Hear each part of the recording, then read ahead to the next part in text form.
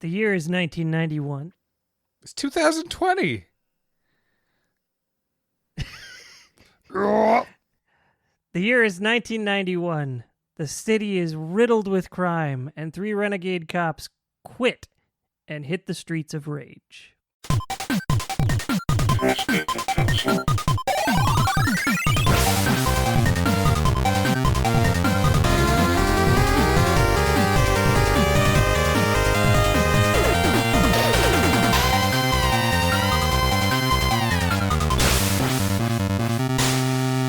Today on Press B to Cancel, Final Fantasy 13. I mean, I raged pretty hard at that one. Yeah, for different reasons. And then I threw it in the street. Yeah. All right. So, today we're going to be... Okay, now we can go. All right. Today we're going to be talking about the Streets of Rage franchise from Sega. Ages. I am once again joined by the lovely council of 3, aside from me. GP, say hello. 2. Well, hello, everybody. Paul, say hi. Hi. And Jake has returned from whence he went. No, hey, Shock. No, I gotta go. Look, I appreciate the offer. I do, but I just don't think a ring of us in a circle with acrobats doing autofellatio is cut out for Cirque du Soleil. I gotta go do this podcast. Is there going to be an opening there? I might have a guy. Bye, Jacques. Hey, I'm Jake. Thanks for helping me back. Of course. Where'd you go? Yeah, where did you go? Fill us in. Well, I just did the Vegas Cirque du Soleil, you know, the whole bit. I ain't going back now. God damn. I thought you were joking about that, I'm ready for this Final Fight episode. Good to have you back. All right. So, Streets of Rage. Do any of you guys have any experience with this game? I do. The first one specifically. Yes. I played it last week. Yeah. And you know what? Looking back, I think it was the first time I actually did play it because I played the hell out of 2 and 3, but I don't think I ever had access to the first, so it was good. See, as a kid, I played 1 and 2, and I don't think I ever played 3 beyond a rental, and I didn't really get into that one. Oh, they were all rentals for me. Let's start with Streets of Rage 1. We'll talk a little bit about our experience with that one. For me, I enjoyed it, but it was not... I wasn't really sold on it at the time. I think my cousin had the game. We had some fun playing it, but it was hard as hell. It was kind of unfairly hard when you play 2 players since they double up everything. This is the one that came out in first, right? Like you were saying, 91? Okay. August 91. Yeah, see, I never played this one myself until... I thought I played it, but there's no way. I must have played the second one because that's the one I remember the most. But for the first one, I guess I played through a chunk of it was with Paul on stream. So it's not bad. I think it's pretty solid. We gave it an honest shot, too. That game was tricky, Hard. man. Yeah. Even on easy. I feel like some of the combat mechanics in that one, it's just not fleshed out enough yet. It's a solid foundation for the franchise, but I feel like the combat just isn't fleshed out enough. And so the game just sort of steamrolls you every step of the way. Yeah. May I make a comparison? It's going to blow your minds. Sure. I was going to save this for the last 15 minutes, but I think we need to open with it to really set the pace for people who may not know this franchise as intimately and as well as we all 4 do. Streets of Rage 1, like you were saying, set the tone kind of for things to be bettered and improved upon. And in that way, it is just like Adventure Island. Think about it. I know it sounds like a joke, but I'm being real here. First one, okay, here's the idea. Here is a flawed but fun execution. And then the subsequent game comes out and people seem to, dig that more. It improves upon what the first one did without reinventing the wheel. That's a fair assessment. Okay. What about you, GP? I just gave you that entire 30-second clip. But did you ever play the first one? Okay. So my first experience with Streets of Rage was, I think, about a year ago. Somebody had donated to the Retro Therapy a Sega Genesis and a multi-cart, which had the series on it, Streets of Rage 1 through 19. And so I started in on those, and I enjoyed the first, couple. I'm not very good at beat-em-ups that are not Ninja Turtle themes, but I did enjoy them. And it made me realize, because I did not think I'd ever played Streets of Rage as a kid. Was it a coin arcade game at any point? Yes, but not for, only for time. Okay. So then I probably didn't play that. But what I did play was, my mom used to shop quite a bit at the Dollar General, and they have a lot of off-brand stuff. And what I had played was something she bought me for the Funtari, was what it was called, and it was Boulevard of Angst. Boulevard of Angst. Boulevard of Angst. Okay. I don't know how much effort you guys put into this damn show, but I had 14 focus groups, and Boulevard of Angst tested best. And I get crickets from you guys. And I just, Zimbabwe, if you're out there, I'm sorry, bro. Look, I'm sure that joke killed in Zimbabwe. It's all the angst over there. It's the Boulevard of Angst. Oh, man, there's a list of these, too, but I'll pull them out throughout the show. Let's just keep going. So, yeah, I've played it within the last maybe 12 to 14 months. Enjoyed the first few. There's still more to the series that I need to explore. But, yeah, as far as beat 'em up goes, it was an enjoyable experience. Now, I had a thought while I was playing the first one that the game felt very much like a fleshed out tech demo for the Genesis. That's because, the visuals in this game are great. It's got all the flashy animated backgrounds, and, there's one, harbor background that, if you were looking at it blurry enough, it would look like a proper scenery. It looked really nice. Are you saying if you squint, it's realistic? Yeah, yeah. If you squint a little, you can see the city line there. But I told you not to do that. That was my last relationship, and you know it. The graphics are so good. If you squint, it looks fantastic. No, it's just there's a lot of parallax. They do a lot of cool stuff. There's posters on the wall flapping in the wind. There's cans rolling on the beach and the streets, and there's a lot of little details that you wouldn't expect when the character's walk animation is 4 frames. A lot of early Genesis games, they looked good, but there's less frames of animation, I want to say, and just a little bit of jank. And that's what Streets of Rage has. I still think it's a great game. And you're right, it does look really good, especially for an early Genesis title. I think it looks great. But when you compare it to 2, you can see where they took that and just added more frames of everything. It's not even that early of a Genesis title, because by that point, the Mega Drive in Japan had been out since '88. So it was 3 years in. Oh, then it's trash then. This had originally been if I remember my research correctly, this had originally been a title that they were going to try to put with the original Sega. Is that right? The Mega Drive. They didn't call it it was Bare knuckle. No, it was the Loose knuckle. roundabout of indignation. Oh. Instead of Streets of Rage. Another one that the focus group loved. No? No. That was the British title. The Roundabout of getting Indignation. a text from somebody in Zimbabwe. He says no. No. No. Okay. I'll wait a few more minutes before throwing out the next one. If you look at I think though what Werewolf's getting at, I totally agree with him though. The difference between the first and the second, the second one's the first one I played, and I was like, cool. So when I finally saw screenshots or something in a magazine comparing, say, 1, 2, and 3 or something like that, I remember seeing it in a magazine. I never got to play it, and I was like, I'm glad that I played 2 because 1 looks like crap, but at the same time, the way they put it together, it really, I liked it. It did look like a tech demo to me because it looked like you could tell it was an earlier game, but it looked much earlier.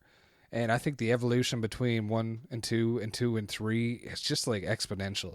So it was kind of cool just to see how it's kind of impressive to see for how early a Genesis game it is, and then let's improve on it. And the second one is basically the same game but better. And then the third one, again, the same way for me personally, is the same game but better. And then 4, which I never got to because I still haven't beaten 2 and 3 again yet without cheating. So See, to its credit, though, like when I look at mechanically, when I did play this like for a few minutes on emulators way back, and I never really gave it a shot. I didn't really like it. I thought that the combat was too shallow, right? I didn't really get into it. But after playing the first one a fair chunk, it's actually deeper than you think, right? You have the 2-button combinations to do the back attack. There's throws, and it's easy to use. Jump attacks. There's quite a bit more to the combat than I thought at first glance, and they only improve on that in the other games. one thing that the other games kind of missed out on, though, that the first one nailed, is the police backup. Oh, I fucking hate that thing. Yeah, explain the special. It's very much like Golden Axe, where you save up all your magic and then pull out something magnificent to destroy the enemies around you. It's that kind of thing, but instead of having to save up, it's a single use per life, unless you magically happen to find one extra one somewhere in the game. And besides that, Golden Axe also gives you different like levels, and every character's is different. This one, they all call it the same cop car. They all call it the same cop, and they all fire the same bazooka. And it's great. Yeah. I'm not going to lie. I love it how it there's a couple levels where it changes up a bit. Like there's one level that takes place on like a boat, a river boat.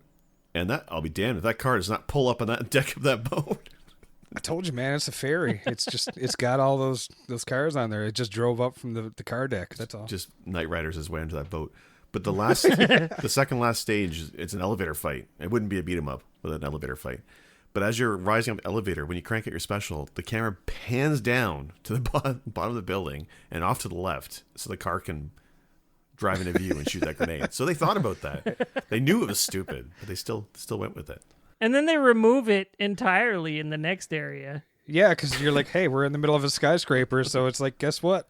Sorry, bud. They can't shoot it through walls. Did you guys beat this one? No. Did you watch the ending? No, I think I saw it once upon a time, but it's been a long time. Because if you get the good ending, because there's the bad ending and the good ending. The good ending has like a couple screenshots of what happens after. And there's one where the 3 ex-cops there are on the stairs, and then the cop just getting in his car and he's waving to them. It's like, I helped. And then later on he gets like a fist bump or something from Axel. It's such a lame they make it so much better in the other games. When I first saw that cop car pull up, I couldn't believe it. I must have gotten the bad ending, because I haven't seen that ending. Well, what's the bad ending? I wrote down a quote. Hold on. Because the English is bad in these translations. Like it's like Okay, no, then I didn't get that either, because mine just said game over. that's the ending. Oh, we got that yeah, one. Oh, yeah, lots. I think me and Jake got that one 4 times. Yeah, I got that one consistently on level 5. If you get to the last boss, he makes a deal to you. You know, do you want to join him, yes or no? And if you do no, then you get the proper ending when you kill him. But if you say yes and you join... no. Is it you join him? No. Sorry. It's my first day. If you're playing 2-player and one person says yes, one person says no, you end up killing the other player, and then you kill the last boss. And then the ending shot is... I was playing Blaze. It's Blaze in Mr. X's throne. It just says, you became the boss. You are great. Nice. Bad end. It's so bad. Bad end. I thought you were fucking with me first. That's ridiculous. I mean, there's so little plot. That's what I'm going to start saying to my kids. Whenever my kids do something like great or boss me around, that's what I'm going to start saying. You have become boss. You are great. Someone Bad set end. us up the bomb. Exactly. Make your time.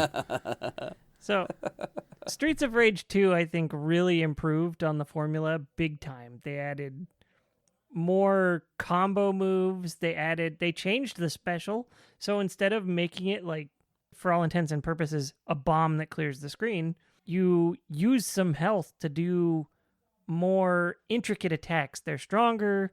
There's different moves you can pull off, and they drain your health.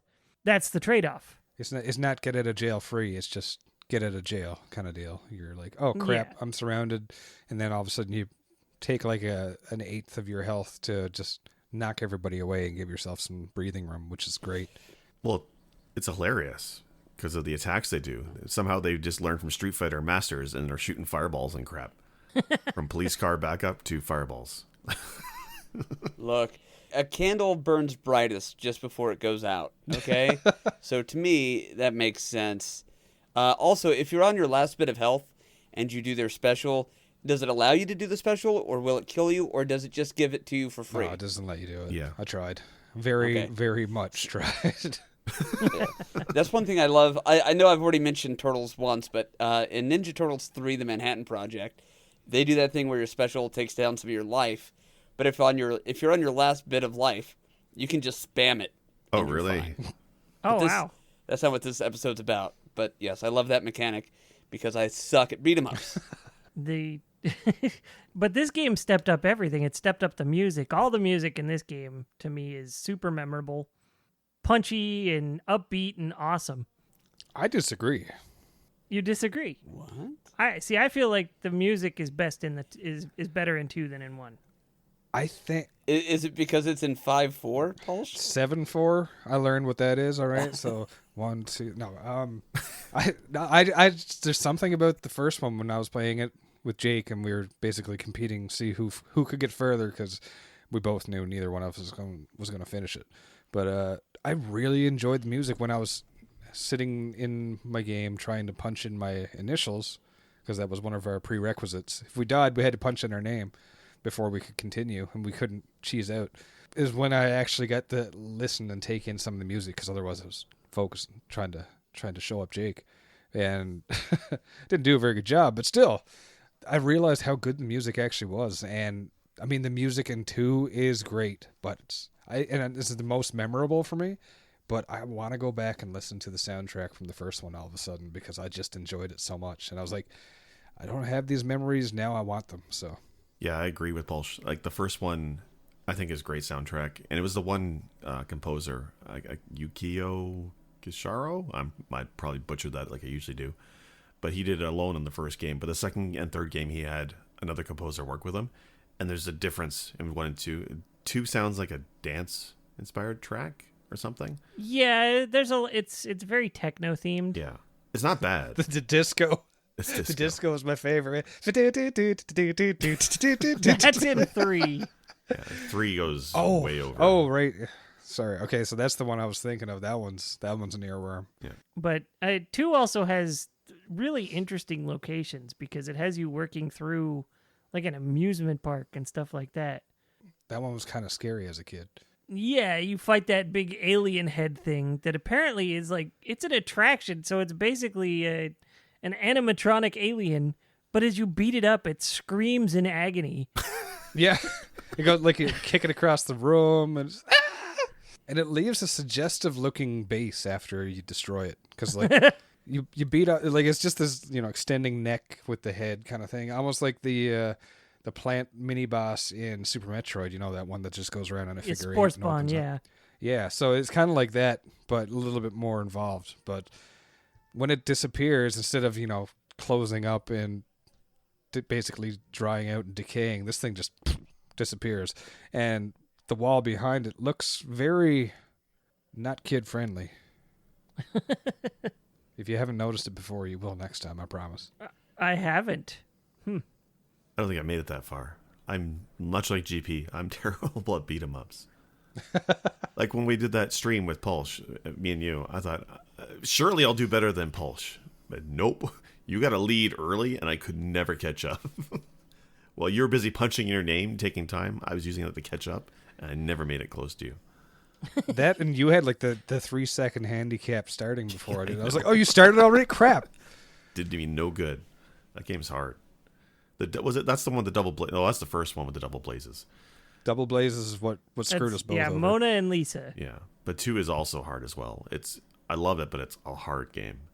The difficulty spike happens, but it's a lot more gradual than it was in the first one. The first one I felt like a lot harder, just constantly through. But the second one, I got like 3 or 4 levels before I even died, and then I was just like, then it ramped up, and then I was like, okay, and now I need to continue. Streets of Rage 2, I would say it's probably not as hard as the first one. I've beaten that one multiple times, and usually it's skin of my teeth. I'm on my last game over, maybe 1 or 2 lives left, if that. But I tend to beat it, and that's on normal. I'm not sitting here saying I'm playing on like the hardest difficulty or anything. Screw that. I don't like beat 'em ups that much. A good one is hard to find these days. I mean, it's no Double Dragon for the Sega Master System. Yeah. The sprite work in this one really stepped it up. Yes. The Yeah. characters have a lot more animation. They have better idle animation. I don't know. They seem to move a little more naturally, except for Blaze's stance is a little weird. When they're standing still, like Axel is bouncing on his tiptoes, I think. And Blaze saying has that, got this actually. weird stance where she's like about to do a squat but never does it. Yeah, that's what I was saying about Axel. Axel looks like he's about to do like the somersault forward in Streets of Rage 3 especially. And he's like trying to work his way into it, trying to talk himself into it. He's like, yeah, okay, here we go. And then he's like, no. And then you see him like wipe his face and then he starts over every time. And I'm just like, it looks like you're ready to roll and you're holding back. Well, the programmers stole that, or not, they don't say steal. They were inspired by an NES fighter set in London, 1870s, I think, called Cobblestone of Courage. And they went ahead and... That one is actually pretty good. I like Cobblestone of Courage. That sounds like the medieval We don't- version of this. Instead of 19XX, that takes place in, 12XX? 12XX? Before they discovered, I don't know, what did they not have then? Street lamps? Did they have street lamps in the 1200s? They had torches and ye old turkey or mutton on the floor instead of the turkey. Mutton? A grand tradition of food on the floor giving you health in video games. Yep. Well, yeah, that was back when the chicken inside the walls was still fresh. Yeah. So the 1800s entry was, what was that? Thoroughfare of Disenchantment? Oh, wow. Have you seen my list? I thought you were going to say Pathway of Pain, but the Thoroughfare one was much better. We just got a call from Zimbabwe. Werewolf wins, GP loses. Well, hold on. Wait until we hear from the Australians. Because the Australian footpath of c***ness is... Now will never chart in Australia. Footpath of Ratata! Grandpapa. How dare you quote this sacred text? See, what I'm thinking, you brought that up, and I thought you were going to talk about Traz from Australia, because me and Jake were wondering how the hell he does this. Jake, tell him what Traz does to play this, because it was blowing my mind. Right, so Traz from Australia on Twitch. And if you're in retro, you've no doubt seen him. He's awesome to watch. Yeah. He's very Australian. But he loves playing games on hard mode, right? He even does dabbles in hacks and stuff. But for Streets of Rage, I think it's the third one, though.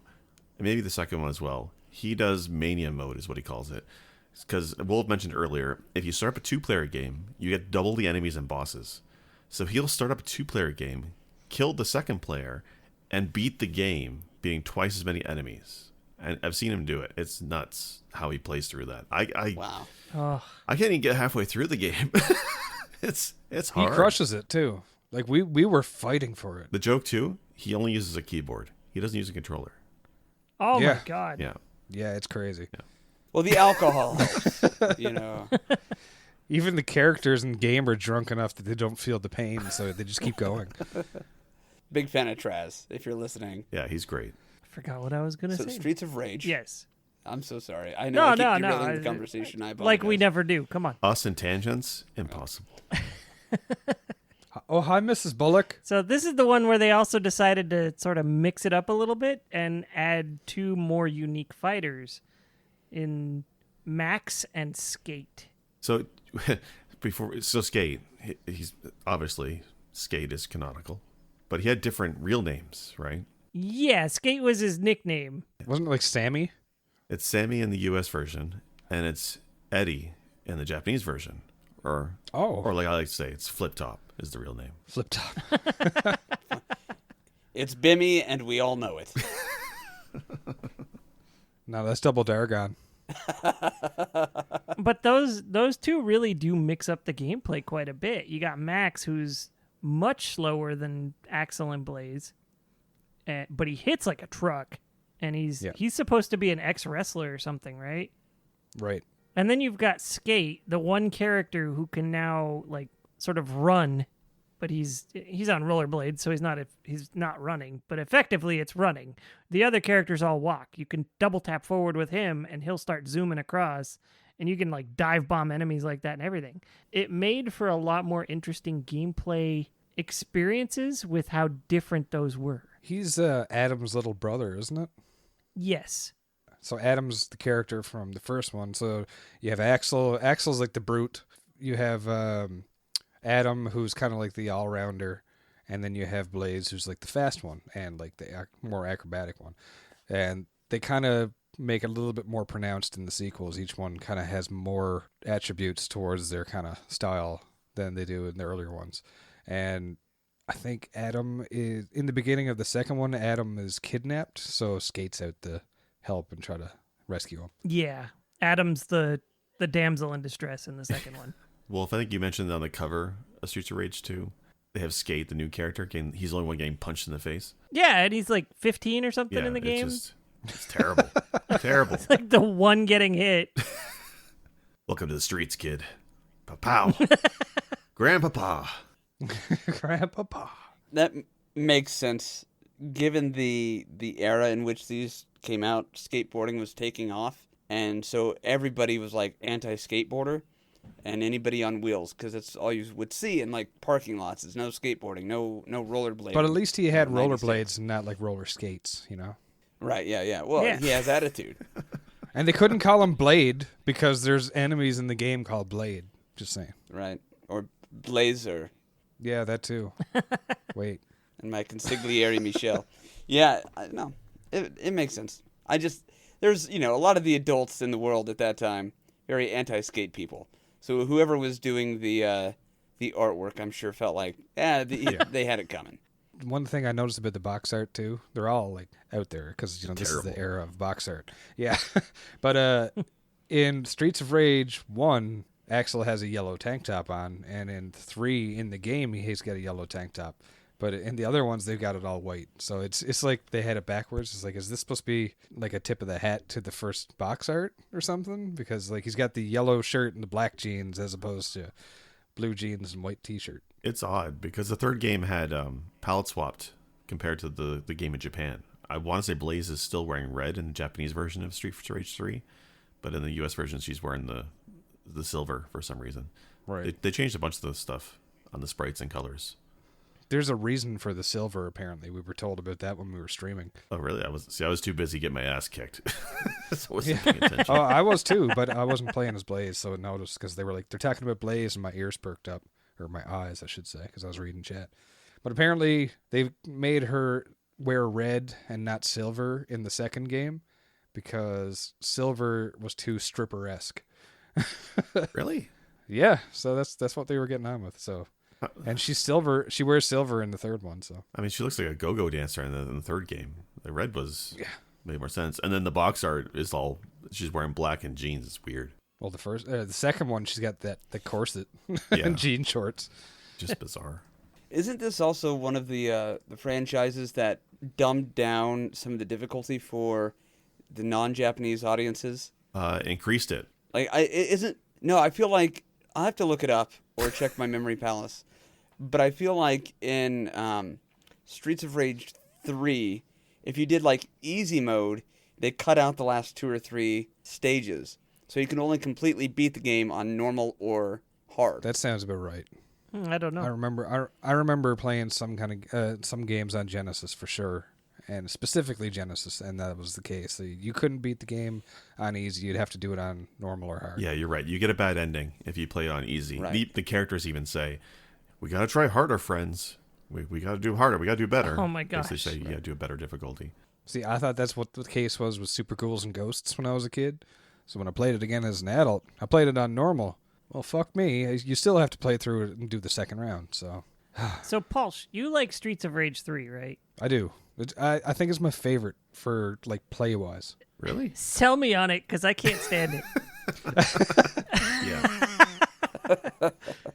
3 is the one where Blaze reminds me of my girlfriend from like grade 5. And I was saying this on stream, and I'm going to say it again. I always tell this story just because the character select screen, when you have the pixelated, like the profile, the avatar picture, if you squint a little bit, kind of like in the first game, and you squint and you realize this kind of looks like a nice cityscape, kind of looked like my girlfriend from like grade 5, but at the same time, looking back on it now, the only thing they had in common was brown hair. So, yeah. So either way, that kind of sold me on the game for years, and I guess it's still stuck. But I just like it. It plays faster. It's a lot more high octane compared to the first one. The second one's a little faster than the first. The third one's a lot faster than the second. So like they get more crazy each time they go up.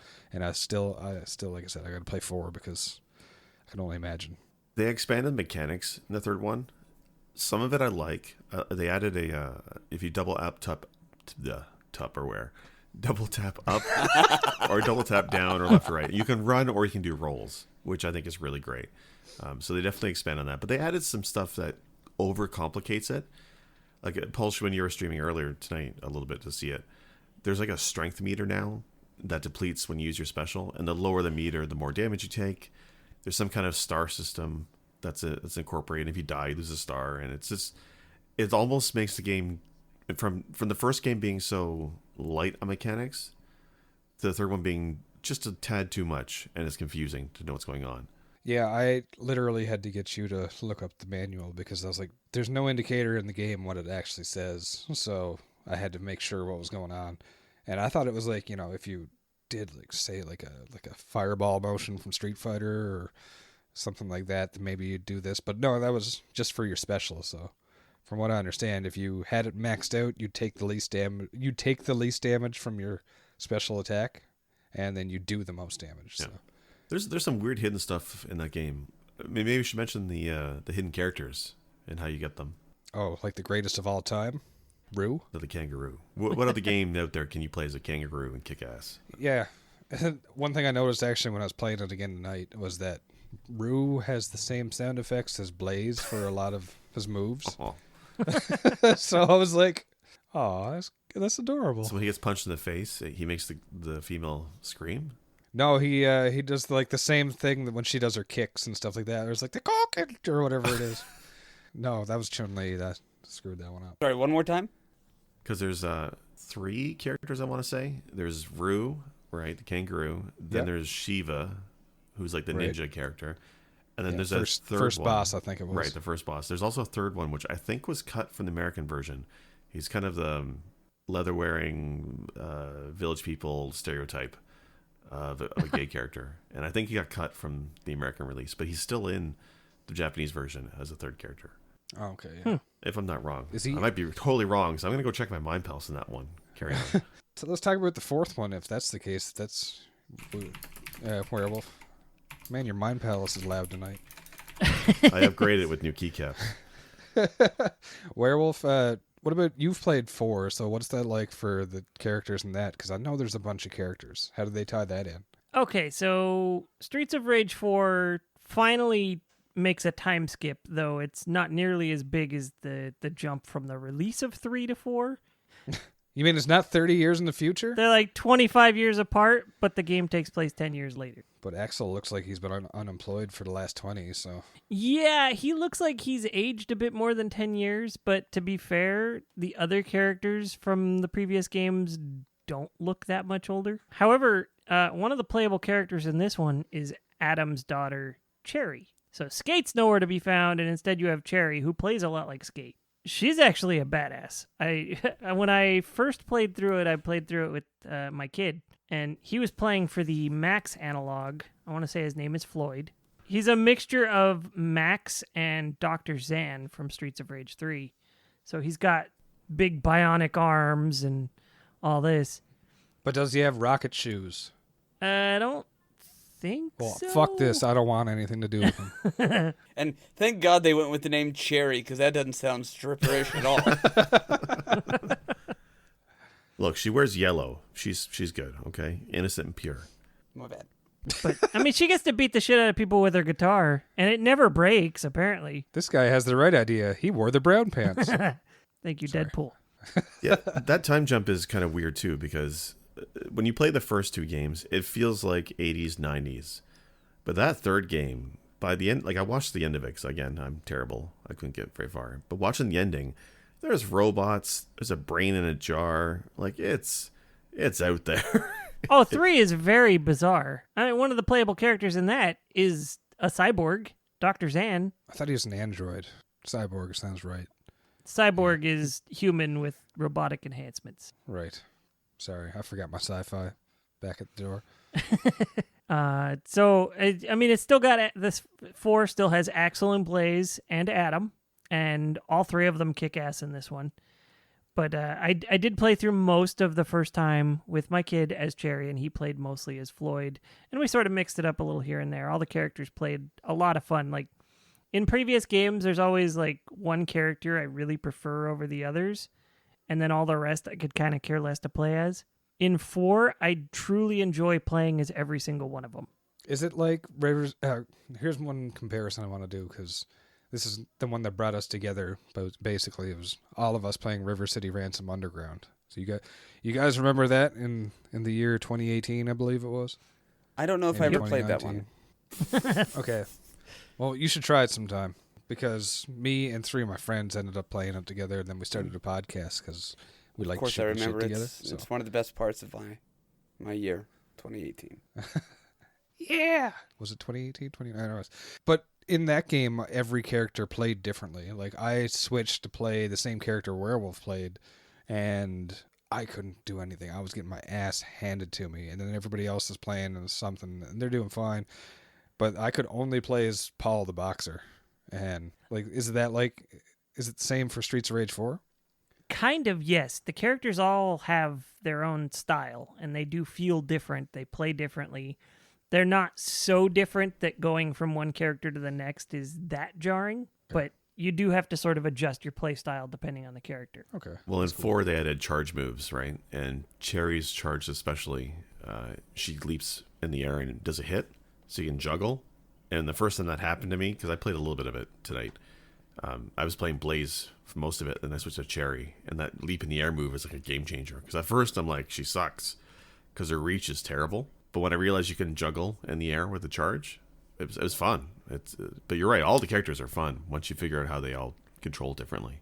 I like Streets of Rage 4 a lot. Yeah, 4 pulls some interesting concepts. It sort of is the culmination of all 3 and pulls from all 3 of them. So, the first one, you've got that special where you got the cop car that rolls up and shoots everything.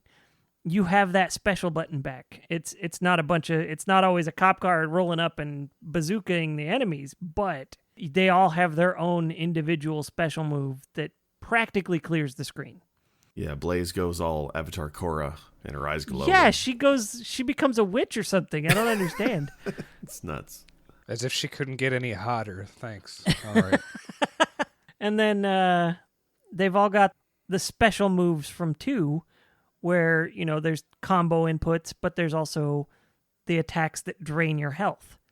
The difference in this one is when you hit somebody with when you use that move that drains your health, like it marks where you were, and then if you take damage on top of that, you lose the ability to regain that health. Yeah. But you can regain that health by beating the crap out of people and not taking damage. It's a real fun risk-reward system, and I actually like it a lot. Yeah, it makes the special moves feel more rewarding and more purposeful. Yeah, it's a risk, but if you know what you're doing, it's not as risky as it is in 2 and 3. I like that. That sounds really good, because it's just very honoring the originals and then updating it and making it a little bit more accessible for more modern audiences too. I was worried when I first heard they're doing that, because they weren't doing the same pixel art style as the old games. They're doing the hand-drawn style, and at first I'm like, But after playing it tonight, it looks good and it plays good. It's a solid game. Yeah. Much better than I thought it would be. I think the art for me sold. I was sold on the art right away. I loved it. love the art. If you look at the sprite work between Streets of Rage 1, 2, and 3, this feels more like the evolution from 2 going to hand-drawn artwork. because 1 and 3 both have a more realistic sprite look than 2 does. Yeah. 2, it does feel a little bit more cartoony in their character designs. And so this feels like an evolution from that art direction. One thing I noticed playing 3 is when you're running as Axel is probably the most detailed sprites you'll see of him. Like it looks like I don't know how you call it, like the real life rips that they do for Mortal Kombat and stuff like that, where it's literally somebody photographed for each movement, and it's so in detail. More frames. Yeah. Yeah, more frames, but it's like in greater detail too. Like the pixel art is just crazy in that running motion alone compared to the rest of them. So it's kind of strange. So when I played it with my kid, we played on easy because he dies a lot. So we beat the game. So do We I. had a lot of fun with it. When I went back and played by myself, I played on normal. On normal, the game is still, it doesn't feel it feels on par with 2, where, you're going to get your ass kicked, but you can still manage everything. It doesn't feel as stacked against you as 1 or 3 does to me. Granted, I think there's 2 or 3 difficulty levels above normal in Streets of Rage 4, so, extra hard is probably going to suck ass if you're not a massive beat-em-up player. One thing I do like about this, though, is you unlock all the old sprite characters from the games. Yeah. Except, with one exception, Rue. For whatever reason, they left him out. Still pissed. I bet it's something to do with like animal welfare complaints or something. It might be, something. but in the game, he is literally chained up in a bar working as a bartender. Right, because you want a kangaroo mixing your drinks. Yeah. That screams like Blaze. They also have another reference of him where he's sort of like a Picasso-style artwork in an art gallery. I don't know, man. Yeah, it's kind of weird that that's what they did. So there's only 5 characters that you can play as in this game that fit the art style, and then you can unlock all of them except Rue from Streets of Rage 1, 2, and 3. So like you can get Axel 1, Axel 2, Axel 3, and so forth. So there's 4 versions of Axel to play in this game. What about Max? Isn't Max the same as Rue in that? Max is, you can get Streets of Rage 2 and 3 Max. You cannot play as Streets of Rage 4 Max. But he is in there, right? Like he's in the background game somewhere. He makes an appearance, and I don't want to spoil it. Right. Yeah. Okay. I was But- about to say it, and I'm like, no. Can you play as Knuckles from Sonic and Knuckles? No, I'm serious. If they really wanted to appease the fan base, they would have put that in there. Are you guys familiar with all that? Sonic and Knuckles? Sonic I've the heard of it. Fighters? Okay, yeah, there's a rumor with Streets of Rage, I forget if it's 1 or 2, where you could unlock playing Streets of Rage in Sonic and Knuckles. But the rumor was, because video game rumors ran rampant back in the early 90s, also the late 90s and early 2000s. They're crazy all the time. But the rumor was you could unlock Streets of Rage in Sonic and Knuckles, and if you did so, you had the option of playing as Knuckles. No, I'm dead serious on this. This is a real thing. This is not a bit. No, it makes sense because there's actually a ROM hack for Streets of Rage 2. There's a couple good ones. And one of them does put Sonic in Streets of Rage 2. Yeah. Okay. There's another one that does the Ninja Turtles as well. And I think it's wild Wow. because when you think about it, Ninja Turtles are very similar to Streets of Rage. But Sonic gets added as a ROM hack, and it's really great. The reason was because the original name of Streets of Rage was Bare Knuckles, right? No, that's Yes. nope. Here This it is comes. not Here it a setup. That's the real. This is why I was going to save all that for the back end of the show. Because if I start off with anything funny, you guys just won't believe anything I say. But the Japanese name for the franchise is Bare Knuckle. Is it? No. Yes. Yeah.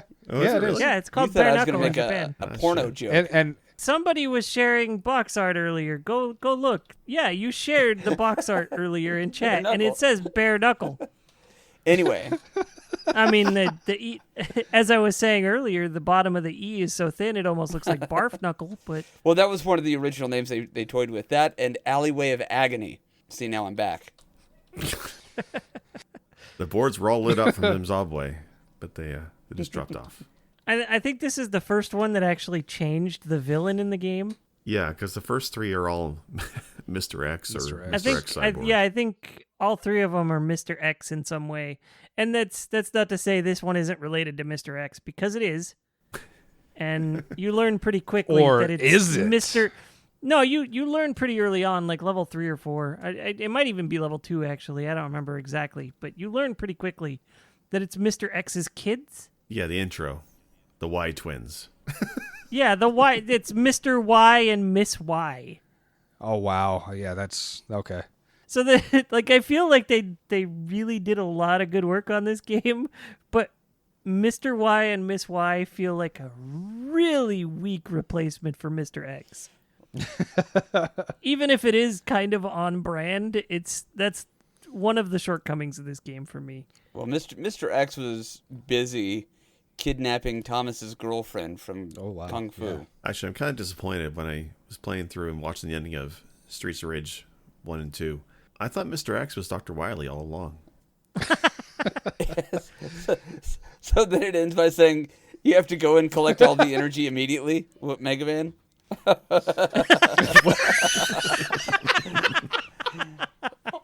That is some nerdy shit. Okay, I'm done. Oh man, that hurt. Great working that one in. Yeah. Deep cuts, guys. Deep cuts. Yeah, basically, I mean, go out and try these. Especially, I would highly recommend 4. It may not be for everybody, but I think 4 is definitely worth playing, especially if you're like gamer subscription service like Game Pass, because it's on there. That's how I played it. It cost me a hell of a lot less than the price tag it has on Steam. Well, if you haven't used Game Pass before, like I just signed up tonight and it's $1. Totally worth it. Even Battletoads is on there. Battletoads can't be that bad, right? How many years did you guys say passed between Streets of Rage 3 and 4? 10 years. Oh, really? That was it? Okay. I have no reality of this stuff. I wasn't sure if we had said that. Was it long enough for them to build the freeway of anger? I don't get it. I get it. I'm just jealous that I didn't think of that one. I was too busy coming up with all those other. What was the anger one I had? I had the one way of pissed offness. I had the highway of anger. That's what it was. Pathway of pain, cobblestone of courage, alleyway of agony, and then we did the Australian one, which I'm not going to say again. Roundabout of indignation. So much fun to say. It's a bit of a mouthful. Well, we were talking about how this is, how they approach this and how much it honors the original games. There's enough strangeness going on in these games that it's almost like a free-for-all. Like you can get away with this and that because by the third game, there's so much zany shit going on. You got the cyborg, you've got a boxing kangaroo, you've got squealing something in the background. It's just kind of cool because I don't know if they were doing it to try to be serious and edgy or badass in the third game, or they were just like, let's see what we can get away with. But I mean, by the time the fourth one comes around, you're like, okay, this fits the rest of the games, and that's what I like about it because you can't take it too serious, and that's what I like about it. So they leaned into it and The third game, rocked it. The Brain in a Jar. If you get the best ending, the Brain in a Jar says, "I'm dying, please help," and then Skate says, "Are you kidding?" Then the Brain says, "Well, if I die, you die. Bye." Are you fucking with us right now? No, man, this is Wow. this is the deep lore of Streets of Rage 3. I thought that was like fanfic from the end of What the hell? Super Metroid or something. The translations are all terrible in these games. I love it. Localization. It's one of those times where you wonder if it's this strange when they tried to make it appease to the North American audience. What the hell was going on in the original? Low budgets. Yeah. All right. With that, I think we have covered pretty much everything there is to talk about without going in depth into each title, and we already went into some depth for each of them. So thank you guys for joining me on this one. Thank you for being back for this, Jake. Yeah, thank you for having me back. It's great to be back. And everybody look forward to my new tour coming up. I'll be starting off in Vegas with Cirque du Soleil as my 12-man show of autofellatiation. Autofellatiation? Yeah, that's a word, right? You are boss. You are Wow. great. Is now. Bad end. I don't know about that one. That sounds like happy end. You've changed, man. It's good to see your fame hasn't made you too Hollywood Yeah. to hang out in the gutters with us. Just wait until he hears the other rumors we heard. Yeah. Look, I may have made a small fortune on selling Tupperware. I don't know yet. I have to consult my mind palace. That's tantamount to trafficking of some sort. All I'm saying is look forward to my upcoming name change. Well, Jake. All right, let's go around and tell the people where we can find you. Jake. Well, I already did the bit. Vegas, yeah. Vegas, Celine Dion. Oh, no. Did you okay. actually pronounce it Celine Dion? God, I meant like as an... Isn't that the Canadian way to do it? No. You can find me on Twitch once a year and on Twitter. I live on Twitter. Sick Jake. That you do. How do you spell sick? Well, there's no K in sick. S-I-C-K? With a Z, obviously. And an underscore. Oh, ouch, that landed. That landed hard. The underscore is gone, but the jokes will remain, and I love it. All right, and GP, where can they find you? Retrotherapy Right, yeah. underscore. You can find me in Vegas watching whatever the hell it is Jake is doing. No, you can find me on twitch.tv/theretrotherapy. And then, of course, press B to cancel. And Pulse. You can find me on the Wikipedia again and ogling every picture of Blaze. Otherwise, sometimes you'll find me on twitch.tv/Palsh109. That's PALSH 109. All right. I was your host this week, Werewolf. WAREWULFF. You can find me on Twitter, and hopefully by the time this airs, it should be on Twitch again. Probably Stop for a couple teasing me. weeks by now. I'm pretty sure by now it'll be a couple weeks. So, What are your hooray. son's intentions with my daughter? Minecraft. Lots of Minecraft. I'll allow it. That's all you need. That's all you need. Fuck, that's all I need. Thanks, everybody, for listening. Special thanks for music. Go to Arthur the Last Ancient on Spotify or The Last Ancient on Bandcamp. For more episodes, please visit our website at pressbtocancel.com. As well, feel free to like, comment, and subscribe at Spotify, iTunes, Stitcher, or anywhere else you'd like to listen to your favorite shows. As always, thank you. This has been Press B to cancel.